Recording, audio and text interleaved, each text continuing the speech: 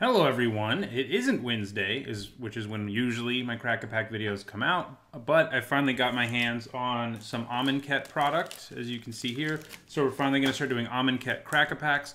Also, because my Crack-A-Packs have been so irregular in the last month because of some things going on with me in my personal life, this month's winner is going to win more than normal, basically, because it's more than just a month's worth of packs. They're going to win this Amonkhet pack, as well as the last 4 Crack-A-Packs. So they're going to get 5 packs, and 2 of them are actually Modern Masters 2017 rather, packs. And the winner of the giveaway was William Dornellis. So I replied to your comment on the video, and you should send me your address when you can so that I can send you all those cards. It also comes in a Johnny deck box, so bonus. Anyway, let's go ahead and get started with this actual Crack-A-Pack. And just a reminder, in these I'm talking about what I think is the best first pick in the limited format of Amonkhet. So let's go ahead and get started. Our first card is Cancel. Been a while since I've done one of these, so it took me a second to remember where to put it exactly. I don't really like Cancel very much at all in limited formats usually. It's an okay sideboard card against people who have big bombs, but it's not a great card. I like Counter Magic that's 2 or less sometimes in limited, but 3 is just a little too much. Counter Magic shouldn't be thought of as removal. I've been preaching this for a while because of the fact that with removal, you can kill the creature whenever you want to. With a card like Cancel, you have to have it in your hand, ready to be cast when your opponent plays the card. So there's a much bigger opportunity cost than there is with, say, a removal spell. Anyway, next card, Bloodlust Insider. Also not a card I'm super excited about at all. I haven't played it yet in the format, and I don't plan on doing it. Next we have Fanbearer, and now this is our first pick. This is our first pickable card, period. It could end up being our first pick. Tappers are usually good. This format's a grindy one so far from the drafts I've done. And it is a very good little card. There's also Takrop Skirmisher next in this pack. Reasonable card, but not when you really want to be first picking. All of the cards with Embalm are basically playable.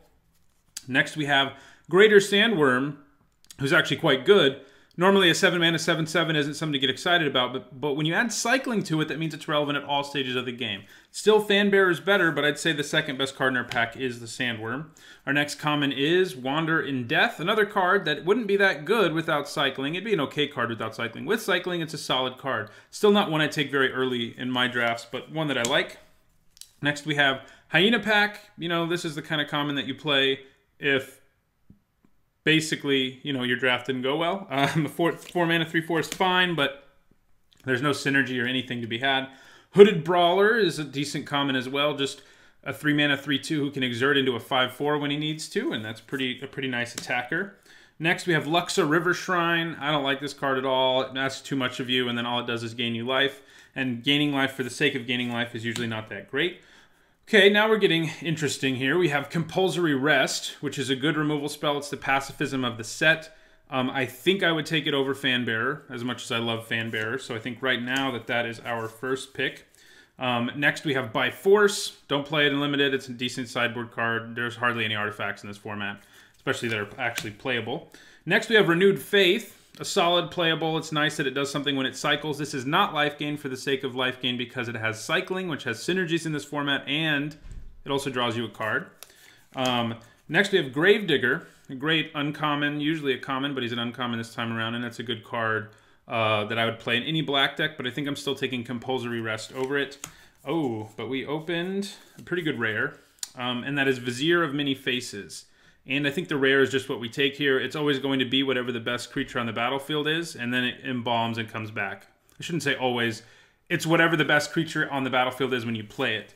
And it will remain so for a while. Obviously, your opponent can play better creatures or whatever, but the fact that for 4 mana you're getting the best creature on the battlefield and then it has Embalm is great. So in the end, I think Vizier of Many Faces is what we want to go with. Are rare, but Fanbearer and Compulsory Rest are 2 really good white commons.